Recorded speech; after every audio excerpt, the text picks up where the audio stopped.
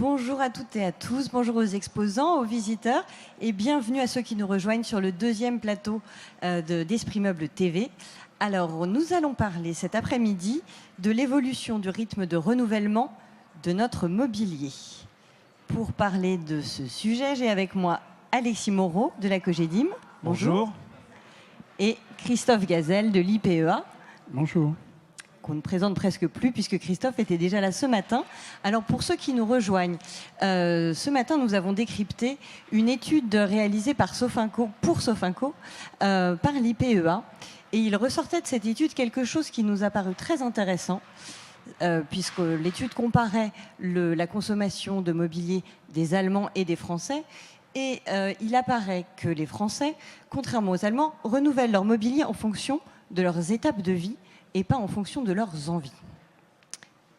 Christophe, parlez-nous, expliquez-nous un peu pourquoi les Français consomment le meuble en fonction de leurs étapes de vie et pas en fonction de leurs envies. En fin de compte, les Français ont été habitués à changer de meuble quand ils déménagent, quand il y a un changement de statut familial par un divorce par exemple, ou quand il y a l'arrivée d'enfants, donc c'est par nécessité, mais on les a tellement habitués à leur vendre certains meubles qui doivent durer extrêmement longtemps, que le meuble fait partie du décor et du coup ils ne pensent pas à le changer par envie, alors que contrairement à cela, les Allemands, eux, sont sur une position de... Ils ont envie de changer sans forcément changer de logement. Et ce qui est très intéressant, c'est que cette envie de changer et de renouveler est encore plus forte sur les plus de 40 ans, 45 ans en Allemagne. C'est-à-dire, je suis locataire d'un appartement, j'ai envie de changer l'ensemble de mon salon tous les 10 ans et c'est normal. Et je vais le changer et je vais être sur un budget moyen qui va plutôt être sur du milieu de gamme ou du haut de gamme et je me fais plaisir. Alors que nous, on change en priorité pour ces étapes de vie, ces besoins techniques, je dirais, de changer. On a besoin d'adapter le mobilier à nos besoins. Il y a plus d'enfants, on se retrouve seul, etc. Donc c'est vraiment deux attitudes totalement différentes en Europe.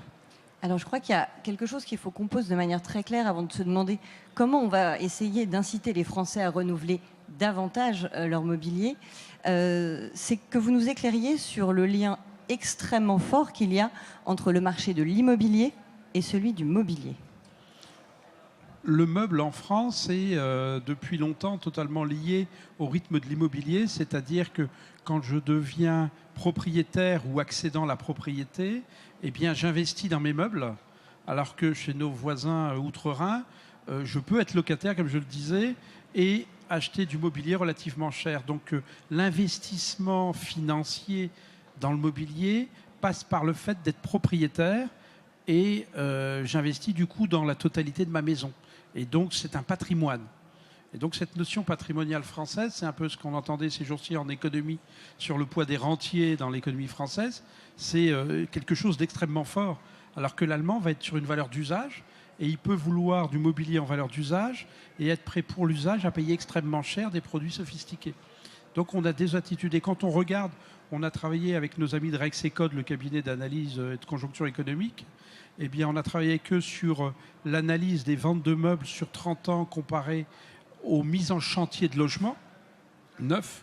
Eh bien, les deux courbes sont totalement, s'enlacent totalement avec, comment dire, les mises en chantier de logements augmentent, les ventes de meubles augmentent, et il y a une baisse des mises en chantier, comme en 2012, assez spectaculaire. Ben, le marché du meuble baisse. Donc c'est vraiment l'immobilier qui fait un appel au marché du meuble. Et donc quand il y a une pause dans le marché de l'immobilier, il y a une pause sur le marché du meuble.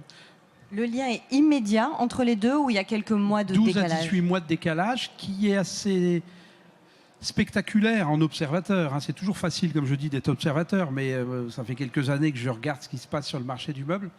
Ce qui est spectaculaire sur l'année 2012, c'est que la rupture à la fois des mises en chantier et de la consommation des ménages en France est totalement en phase avec celle de déconsommation de meubles, c'est-à-dire que avant, on avait 12 à 18 mois pour se préparer dans le meuble, parce qu'on avait l'effet des chantiers construits les mois d'avant. Et là, en 2012, on a eu un arrêt quasiment similaire de la consommation de meubles, non pas parce que les Français ne veulent pas consommer de meubles, c'est essentiellement parce que les Français sont tellement inquiets qu'ils sont en mode pause.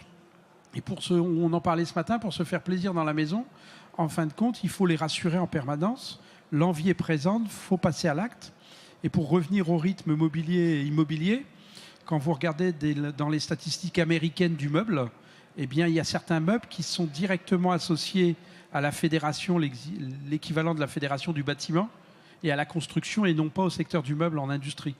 C'est-à-dire qu'il y a plein de meubles comme le dressing, comme la cuisine aux États-Unis, qui fait partie de tout ce qui est building, et non pas du tout de la partie meuble, parce que ce n'est pas mobile. Aux États-Unis, c'est accroché à la maison. Alors, ce qui nous a intéressé justement pour parler de tout ça, c'était d'inviter Alexis Moreau, qui est directeur de Cogedim Club, parce que la Cogedim a un certain nombre de programmes qui a un peu pris le problème dans l'autre sens, puisque vous avez imaginé des programmes immobiliers pour les étudiants, pour la famille, pour les seniors, et vous avez pensé dès le départ ces lieux pour être adaptés aux meubles qu'on va y mettre. Alors, peut-être déjà, expliquez-nous un peu quelle est cette démarche de la Cogedim d'avoir pensé à adapter les lieux de vie à nos étapes de vie et pas l'inverse. Alors, face au manque de logements adaptés aux seniors, Cogedim Club livre ses premières résidences-services en cœur de ville. Nous avons constaté, enfin c'est pas nous avons constaté, c'est-à-dire que nous avons étudié et nous avons aperçu qu'il y a plus de 80% des gens qui ont plus de 80 ans qui vivent dans des logements mal adaptés. On parle effectivement des salles de bain avec des baignoires, on parle effectivement des cuisines avec des placards trop hauts, on parle de ce genre de choses.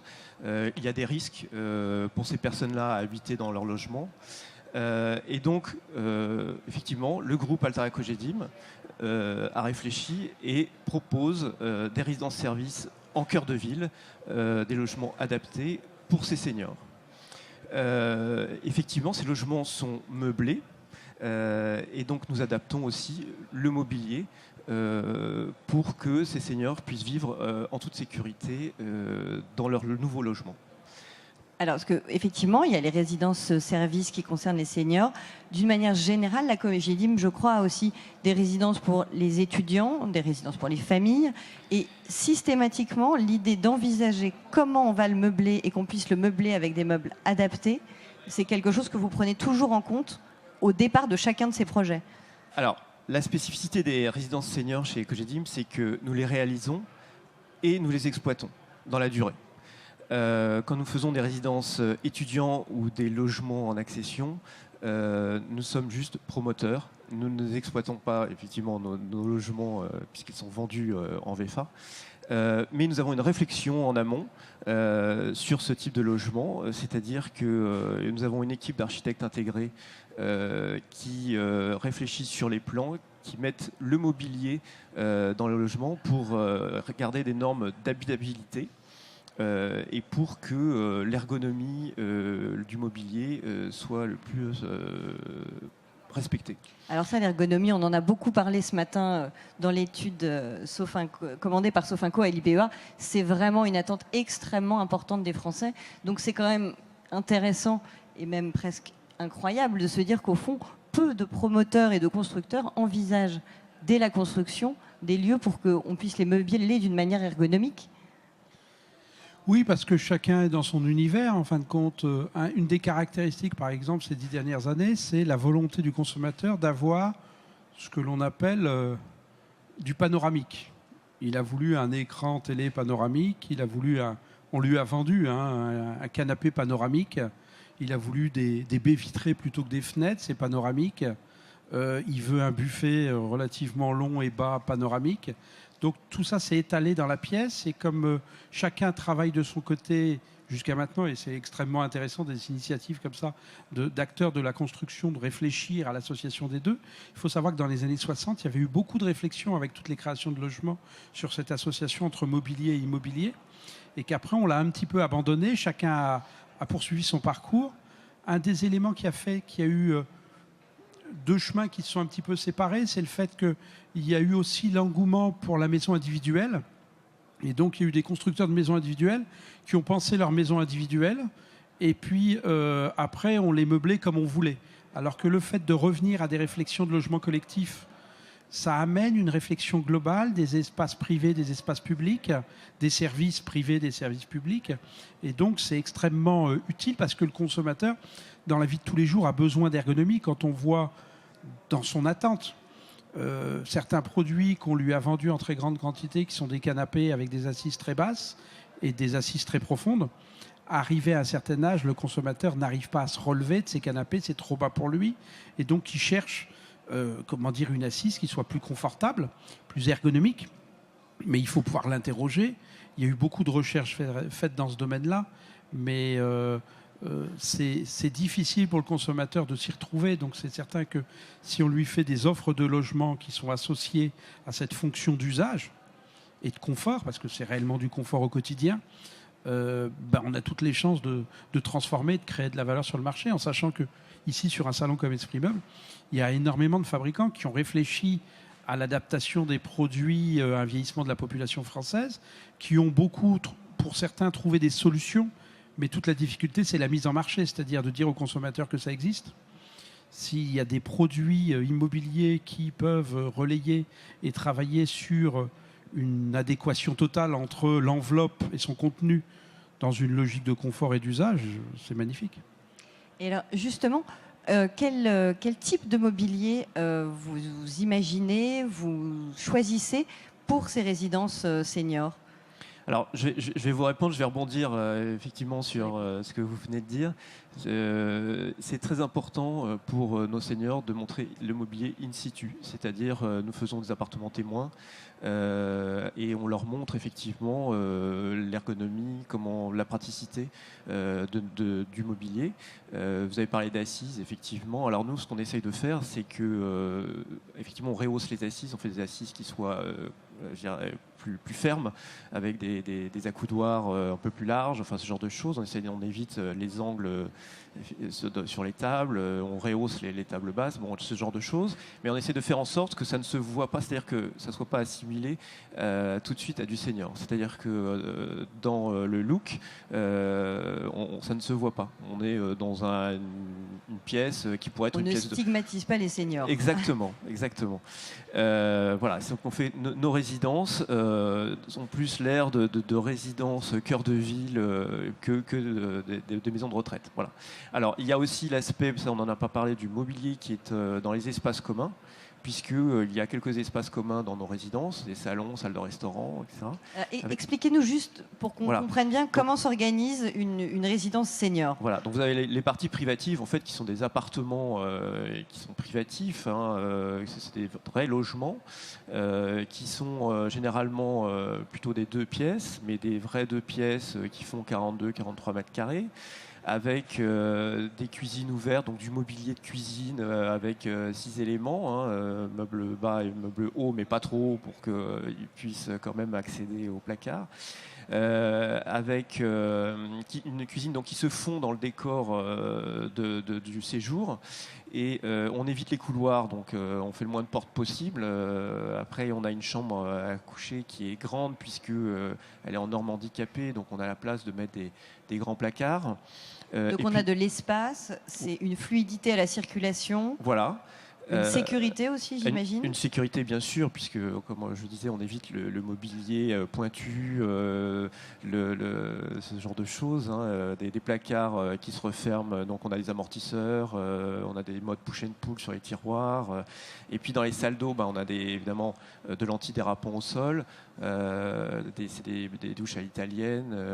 Voilà, donc on fait ce genre de choses.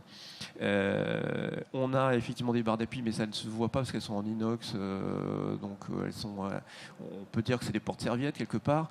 Donc on fait les choses qui a un look vraiment qui est plus proche, je dirais, de l'hôtel que la maison de retraite. Et alors, c'est une vraie question. Comment les seniors appréhendent le fait que vous leur proposiez d'habiter dans des lieux qui sont meublés? Parce qu'on peut imaginer que on a envie de garder ces meubles, surtout quand on atteint un certain âge. On a un attachement patrimonial. Hein, on en a aussi beaucoup parlé ce matin au mobilier. Quelle est leur réaction? Est-ce qu'ils veulent venir avec leurs meubles ou ils sont contents qu'on leur propose quelque chose de nouveau? Alors, en fait, le mobilier que l'on propose à la location, on le propose et il est adapté en fait pour le logement. Donc, quand ils visitent l'appartement témoin, ils se disent tout de suite, le premier réflexe, c'est mon armoire va pas rentrer ou voilà. Bon, c'est la grosse question. Après un moment de réflexion, parce que ça se fait pas dans les 30 jours. Mais après un moment de réflexion, ils disent que finalement, ils vont garder une partie de notre mobilier qui est plus adapté, qui est plus pratique. Voilà. Donc, par exemple, on leur propose des lits avec des sommiers électriques. Alors au début, c'est vrai qu'il y a un peu un rejet en disant c'est pas pour moi. Puis finalement, ils disent que c'est assez confortable. Mais ça, il faut qu'ils l'essayent pour qu'ils gardent en fait ce type de mobilier. Alors, il y a aussi peut-être une attente de modularité. Si on regénéralise un peu le propos, adapter un logement aux étapes de vie, est-ce que c'est aussi proposer un mobilier qui va s'adapter à mes différentes étapes de vie et qui donc va être modulable? On voit dans l'étude qu'on a réalisée pour Sofinco que le consommateur il cherche du mobilier qui va s'adapter aux différentes étapes de vie. On pouvait penser qu'il détournerait ce mobilier d'une pièce à l'autre. En fin de compte, il utilise assez souvent la même fonction pour le même meuble, même s'il emmène le meuble dans une autre pièce. Il faut savoir que dans nos suivis de marché, on se rend compte qu'il y a pour à peu près 1,2 milliard de ventes de meubles que l'on appelle maintenant nomades sur un marché de 9,5 milliards. C'est-à-dire il y a 1,2 milliard de meubles que l'on arrive à typer parce que le consommateur l'a mis dans telle pièce ou telle pièce. Mais nous, on n'appelle plus ça un meuble de salle à manger ou un meuble de chambre à coucher ou de séjour, parce qu'il le met là un jour et il le mettra dans une autre pièce un autre jour. Et donc, dans les étapes de vie, cette modularité est forte, mais il y a toujours la petite anecdote du secteur du meuble qui dit qu'une table basse, il y a eu énormément de tables basses avec des roulettes de vendues aux Français, et les Français ont toujours laissé les roulettes bloquées. Quand ils la déplacent, ils la soulèvent, mais ils ne débloquent pas les roulettes. Donc, modularité, oui, pour pouvoir concevoir quelque chose qui est à mi-chemin entre le standard et le sur-mesure, parce qu'il y a un énorme rêve de sur-mesure, mais modularité pour pouvoir s'installer entre deux murs, entre deux portes, pouvoir le déplacer au cas où et en cas d'étape de vie des enfants qui arrivent ou autre chose, mais pas modularité permanente. Par contre, sur des notions entre modularité et ergonomie, vous parliez justement par exemple des tables basses. Il y a une attente qui existe déjà énormément. Le marché est là en Allemagne depuis longtemps. Nous, en France, ça fait 10 ans que ça se développe bien. C'est toutes les tables basses qui se relèvent automatiquement quand on est dans le canapé parce qu'on a besoin d'écrire quelque chose, de taper sur un ordinateur ou de manger dans son canapé ou dans son fauteuil. Donc, par exemple, un plateau de table basse qui se relève pour arriver à moi plutôt que je me plie en quatre pour manger sur la table basse, ça paraît évident. C'est un marché qui existe depuis 20 ans en Allemagne. Nous, en France, on disait non, le consommateur ne nous le demande pas. Puis on s'est aperçu que certains acteurs l'ont mis en place et le consommateur, il en raffole et plus il est âgé, plus il trouve que c'est confortable, que ce soit la table qui vienne à lui plutôt que lui qui aille à la table. Donc on voit bien que c'est ça. Et un autre élément aussi issu de l'étude, c'est que modularité est aussi lié au fait qu'au mètre carré, le consommateur actuellement veut moins de meubles. Et vous parliez de circulation dans l'appartement ou dans la maison. C'est vrai qu'il y a la volonté d'avoir plus d'air dans la maison, mais on le voit aussi en distribution. Les concepts les plus aboutis de distribution, sauf quand on est dans le discount, mais les concepts les plus aboutis de distribution ont de grands espaces vides pour que les produits qui sont présentés en magasin soient vraiment mis en scène. Et donc, dans cette maison, les flux sont importants. Ils seront de plus en plus importants. Et donc, la modularité permet d'associer de la fonction sans prendre trop de place. Alors, la modularité, il y a aussi une modularité des lieux de vie et donc des meubles au cours de la vie, certes, avec les étapes de vie, mais aussi pendant la semaine. Parce qu'aujourd'hui, les familles ont changé, parfois elles ont éclaté. On n'est pas le même nombre la semaine, le week-end. Alors, déjà, d'un point de vue immobilier, est-ce que ça, c'est une réalité que vous avez pris en compte dans vos programmes ? Tout à fait. Nous avons pris en compte cette réalité dans nos programmes de logement qui sont vendus donc à des familles ou à des investisseurs pour y loger donc des familles donc, qui soient monoparentales ou des célibataires. Puisqu'il y a beaucoup moins de grandes familles qu'autrefois. Alors, concrètement, ça s'organise comment dans un logement ? Donc nous proposons par exemple des 2 pièces alcôves ou des 3 pièces alcôves. C'est-à-dire que ce n'est pas des vraies chambres en termes juridiques, mais ça fait 8 mètres, 9 mètres carrés. Et en fait, quand il y a un enfant qui vient pour une famille recomposée, voilà, ça lui sert de chambre à coucher. Et puis quand il est plus grand et qu'il quitte le foyer, ça devient un bureau. Donc effectivement en termes de mobilier, cette pièce, si les parents recomposés, la famille recomposée ou la famille monoparentale reste dans cet appartement, elle modifiera cette alcôve. Et alors cette géométrie variable de la famille dans la semaine, ça a des conséquences sur le choix du mobilier ? Totalement, puisque là il y a vraiment une volonté de fonctionnalité. On voit bien que quand on est face à ces étapes de vie dans la semaine et le week-end, il y a une priorité à la fonctionnalité plutôt qu'au style dans le choix du mobilier. On voit par exemple ces dernières années qu'il y a eu une très forte augmentation des ventes de lits superposés, mais en dessous du lit bas, il y a un autre lit qui vient et qui est caché, que l'on peut tirer en plus. Donc ça fait 3 couchages dans une chambre de 9 mètres carrés, donc c'est une optimisation maximum. Mais une fois que ce lit est escamoté sous le lit superposé, on ne voit rien du tout et c'est extrêmement fonctionnel. Donc là, il se passe vraiment beaucoup de choses dans ces rythmes. On a vu aussi sur les tables basses, par exemple, sur les tables basses, pour revenir à ce produit-là, on a de plus en plus de tables basses qui vont faire 2 fois, 3 fois plus de surface en faisant tourner des cercles avec un système de pivot. Ça permet d'augmenter la surface pour pouvoir poser des choses quand on en a besoin. Un des engouements des Français depuis aussi 4-5 ans, c'est les fameuses tables de salle à manger ou de séjour à allonge, pour pouvoir passer de 4 personnes jusqu'à 12 personnes et sans être 2 à tirer la rallonge comme avant ou à aller chercher les rallonges dans le grenier ou dans la cave. Mais c'est des systèmes sophistiqués d'allonge qui permettent à une seule personne, même à un adolescent, de tirer d'un côté et avec un mécanisme sophistiqué, la totalité de la table s'allonge. Donc le meuble, il prend le volume qu'on lui demande, entre guillemets. Et donc c'est un meuble ami.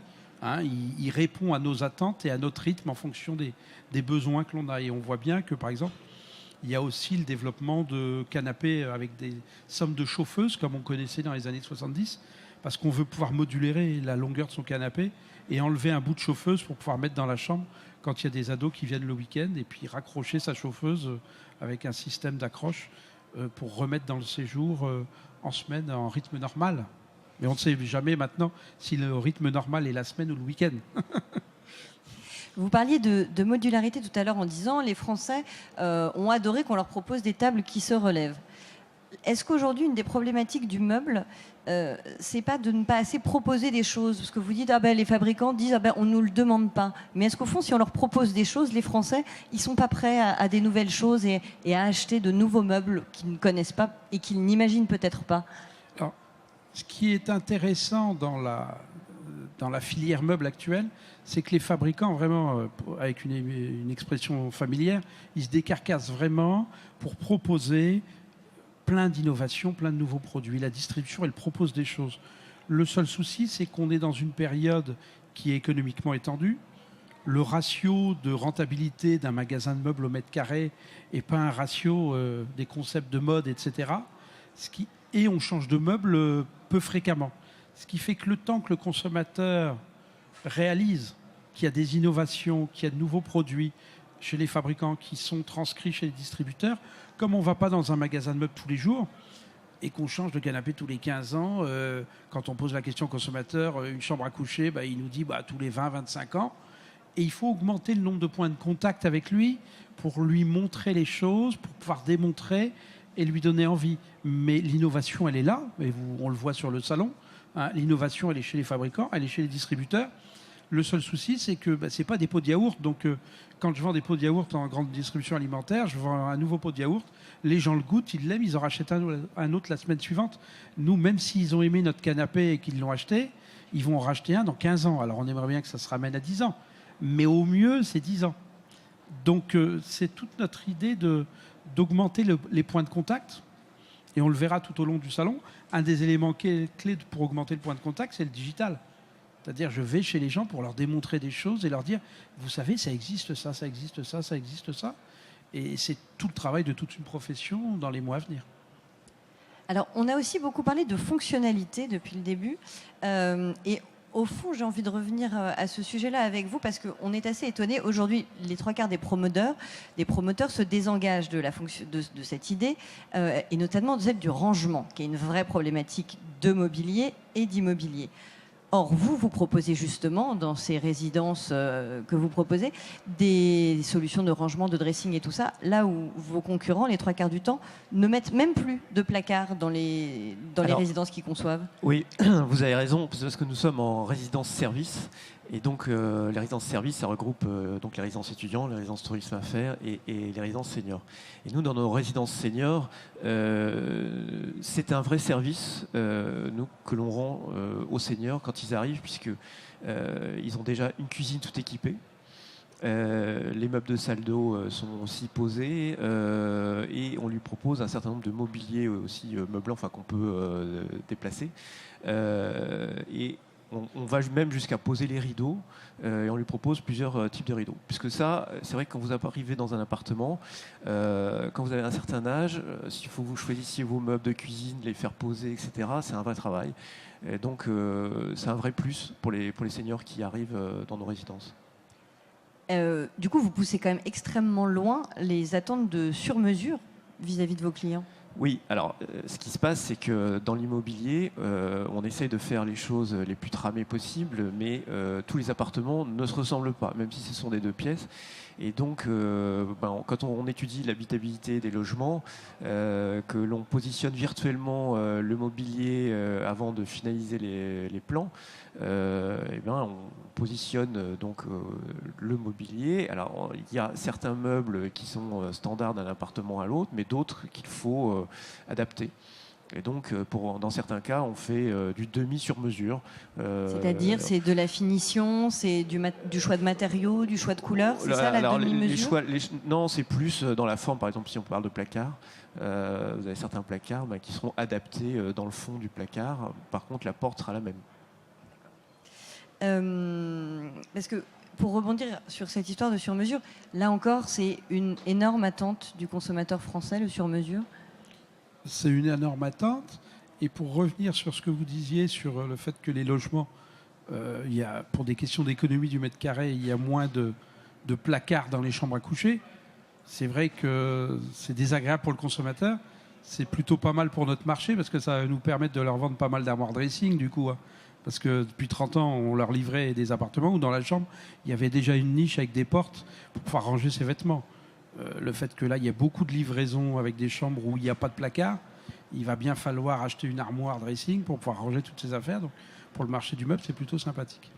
Mais un des points clés, oui, c'est une attente de sur-mesure. Et là, on a tout l'espace disponible d'expression pour pouvoir développer des offres en sur-mesure grâce à tous les outils Internet qui permettent de configurer, de mettre ses dimensions et de concevoir, comme on le fait déjà dans la cuisine, comme on le fait en partie dans le dressing.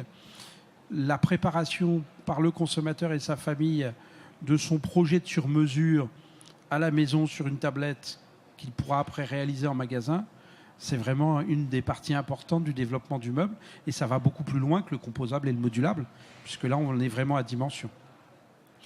Par contre, dans l'imaginaire des Français, comme les Français sont encore très fortement sur une notion un meuble ça doit durer, aller jusqu'au sur-mesure, ça veut dire que le meuble, il est adapté à mon logement aujourd'hui. Et si je déménage, il ne sera plus adapté au logement demain. Donc, c'est toute une évolution d'usage et non pas de propriété. Et là, il y a un enjeu de communication, de réflexion L'allemand est réellement, dans l'univers de la maison, sur de l'usage. Nous, on est sur de la propriété. Il va falloir évoluer. On commence à évoluer dans l'automobile, on commence à évoluer dans l'électroménager avec les premières machines à laver louées, etc. Dans des résidences servicielles, sur des espaces communs de buanderie à l'américaine, etc. Pourquoi être propriétaire de sa machine à laver? De plus en plus de consommateurs se disent, est-ce bien nécessaire de mettre autant d'énergie, d'investir autant pour fabriquer une machine qu'on utilise en moyenne tant de temps par mois? Le meuble, si on rentre dans une logique d'usage, eh bien, on peut totalement, la cuisine y est déjà un peu. On voit bien que de plus en plus, quand des consommateurs déménagent d'un logement, il y a encore 10 ans, ils demandaient la fameuse reprise sur la cuisine intégrée qu'ils avaient achetée. Et là, ils quittent un logement, ils demandent même plus de reprise sur la cuisine intégrée. C'est normal qu'ils aient acheté une cuisine intégrée pour mettre dans leur logement. Et ils déménagent au bout de 12 ans. Eh bien, ils laissent la cuisine et ils ne demandent même pas à ce que le propriétaire suivant leur rachète la cuisine. Donc c'est toute cette réflexion entre usage et patrimoine qui est à mener pour essayer de décoder les attentes réelles du consommateur. Alors, on va finir sur une bonne nouvelle en termes d'ameublement et de renouvellement de l'ameublement. Quel marché ça représente en volume, en chiffres, chaque année, le nombre de résidences que vous meublez intégralement? Alors, le marché de la résidence-service, c'est à peu près 8000 lots par an, entre 6000 et 8000 lots par an. Et le mobilier dans les résidences-services, c'est un marché de 500 000 euros à 1 million par résidence. Donc un beau marché à prendre pour les professionnels du meuble. Voilà, alors nous envisageons de livrer 15 résidences par an environ, résidences seniors.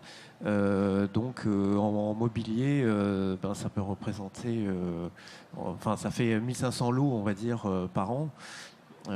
Donc effectivement, c'est un marché conséquent au mobilier. On imagine que c'est des chiffres qui vont augmenter dans les années qui viennent avec le vieillissement de la population?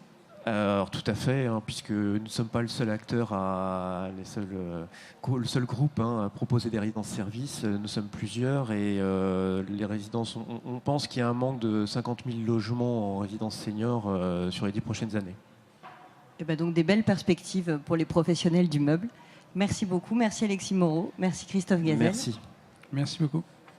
Au revoir, à tout à l'heure.